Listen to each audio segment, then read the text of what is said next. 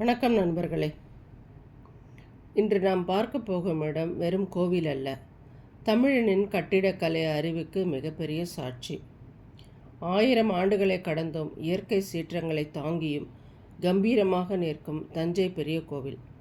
ராஜராஜ சோழன் கட்டிய இந்த அதிசயத்தில் ஒளிந்திருக்கும் டாப் ரகசியங்களை இந்த சண்டே ஸ்பெஷல் வீடியோவில் விரிவாக பார்க்கலாம். அஸ்திவாரம் இல்லாத அதிசயம். சுமார் 216 அடி உயரம், பல லட்சம் டன் எடை கொண்ட இந்த கோபுரம் எப்படி விழாமல் நிற்கிறது? ஆச்சரியம் என்னவென்னா, இந்த கோவிலுக்கு ஆழமான அஸ்திவாரம் கிடையாது. கற்களை ஒன்றோடு ஒன்று கோர்த்து இன்டர்லாக்கிங் டெக்னாலஜி மூலம் கட்டப்பட்டுள்ளது. நிலநடுக்கம் வந்தாலும் இந்த கற்கள் லேசாக நகர்ந்து மீண்டும் பழைய இடத்திற்கே வந்துவிடும். இதுதான் 1000 ஆண்டுகளாக அந்த கோவில் நிலைத்து நிற்க காரணம். நிழல் தரையில் விழாதா? பலர் சொல்லும் ஒரு விஷயம் பெரிய கோவில் கோபுரத்தின் நிழல் தரையில் விழாது என்பது. இது முழு உண்மை அல்ல. கோபுரத்தின் நிழல் தரையில் விழும், ஆனால் அது கோவிலின் கட்டுமான அமைப்பால் பெரும்பாலும் கோவில் மீதே விழுந்துவிடும். குறிப்பாக நண்பகலில் நிழல் தரையில் தெரியாதபடி அத்தனை துல்லியமாக இது வடிவமைக்கப்பட்டுள்ளது. ஒற்றைக்கல் சிகரம். கோபுரத்தின் உச்சியில் இருக்கும் அந்த பிரம்மாண்டமான கல் 80 டன் எடை கொண்டது. அந்த காலத்தில் கிரேன் கிடையாது. எப்படி அவ்வளவு உயரத்திற்கு கொண்டு சென்றார்கள்? கோவிலில் இருந்து சுமார் 6 கிலோமீட்டர் தூரத்திற்கு ஒரு சாரம் அமைத்து யானைகளின் உதவியோடு அதை உருட்டிச் சென்றிருக்கலாம் என்று ஆய்வாளர்கள் கூறுகிறார்கள். இது வெறும் கற்பனை அல்ல. இந்த ரேம்ப் இருந்த இடங்கள் இப்பொழுதும் அடையாளமாக உள்ளன. மர்மமான சுரங்கப்பாதைகள், பக்கவாட்டு சுவர்கள், இருட்டான வழிப்பாதைகள். ராஜராஜ சோழன் காலத்தில் இந்த கோவிலில் இருந்து பல இடங்களுக்கு சுரங்கப்பாதைகள் இருந்ததாக சொல்லப்படுகிறது. போர்க்காலங்களில் தப்பிக்கவும் ரகசியமாக பயணிக்கவும் இவை பயன்பட்டன. இப்பொழுதும் பல பாதைகள் பாதுகாப்பு காரணமாக அடைக்கப்பட்டுள்ளன. இதில் சில பாதைகள் பழையாறை மற்றும் பிற முக்கிய இடங்களுக்கு செல்வதாக கூறப்படுகிறது. பிரம்மாண்டமான நந்தி. உண்மையும் மர்மமும். தஞ்சை பெரிய கோவில் நந்தி ஒரே கல்லால் ஆனது. இதன் உயரம் 12 அடி, நீளம் 19 அடி. இது இந்தியாவிலேயே 2வது மிகப்பெரிய நந்தியாக கருதப்படுகிறது. வளர்ந்த நந்தி. இந்த நந்தி சிலை பிரதிஷ்டை செய்யப்பட்ட காலத்திலிருந்து வளர்ந்து கொண்டே இருந்ததாகவும், அதன் வளர்ச்சியை கட்டுப்படுத்த அதன் காலில் ஆணி எடுத்த சுவாரஸ்யமான உள்ளூர் கதை உண்டு. உண்மையில் ஆராய்ச்சி தகவல் படி உண்மையிலே இந்த நந்தி சிலை ஒரு குறிப்பிட்ட வகை பாறையினால் செதுக்கப்பட்டது. அந்த கல்லில் உள்ள ஈரப்பதம் மற்றும் தட்பவெப்பநிலை காரணமாக பாறைகள் விரிவடையும் தன்மை கொண்டது.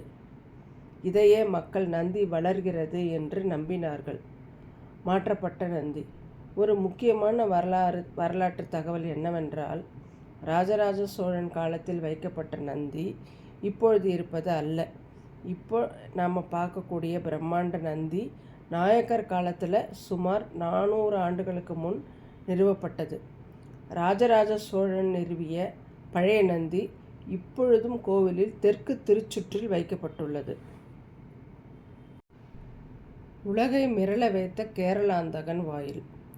கோயிலுக்குள்ளே நுழையும் போது பெரிய கோபுரங்கள் இருக்குமே, அதை கவனிச்சிருக்கீங்களா? இங்கே இருக்கிற சிலைகள் ஒவ்வொன்றும் ஒரு கதை சொல்லும். அது மட்டும் இல்லாமல் அந்த நுழைவு வாயிலில் நின்று நம்ம பேசினா அந்த சத்தம் எதிரொலிக்காமல் துல்லியமாக கேட்குற வகையில் கற்களை அடுக்கியிருக்காங்க. அந்த காலத்து சத்தவியல் நுட்பம் அது. சீன தேசத்து தொடர்பு.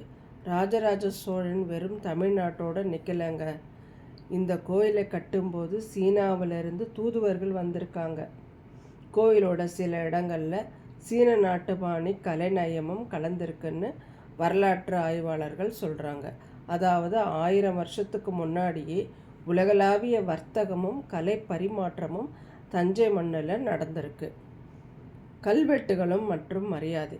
இன்னொரு ஆச்சரியம் என்னென்னா, இந்த கோவிலை கட்டின சிற்பிகள், கல் தச்சர்கள், ஏன் அந்த காலத்தில் அங்கே நடமாடின கலைஞர்கள் வரைக்கும் 400க்கும் மேற்பட்ட பெயர்களை கல்வெட்டுகளில் செதுக்கி வச்சிருக்கார் ராஜராஜ சோழன்.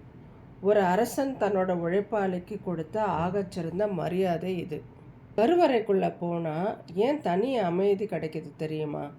அங்கே இருக்கிற இரட்டைச்சுவர் அமைப்பு தான் காரணம். இது ஒரு நேச்சுரல் ஏசி கண்டிஷனர் மாதிரி சொல்லலாம். வெளியிலேருந்து எவ்வளவு வெப்பம் இருந்தாலும் சாமி சிலைக்கு எந்த பாதிப்பும் வராமல், அங்கே வர்ற பக்தர்களுக்கும் சோர்வு ஏற்படாமல் இருக்க இப்படி ஒரு பிளான் பண்ணியிருக்காங்க நம்ம சோழர்கள். தஞ்சை பெரிய கோவில் என்பது வெறும் வழிபாட்டு தலம் மட்டுமல்ல, இது ஒரு என்ஜினியரிங் அற்புதம்.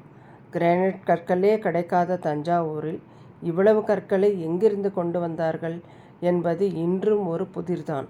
நம் முன்னோர்களின் இந்த பெருமையை உலகிற்கு உரக்கச் சொல்வோம். இந்த வீடியோ உங்களுக்கு பிடித்திருந்தால் லைக் பண்ணுங்கள், உங்கள் நண்பர்களுக்கும் பகிருங்கள்.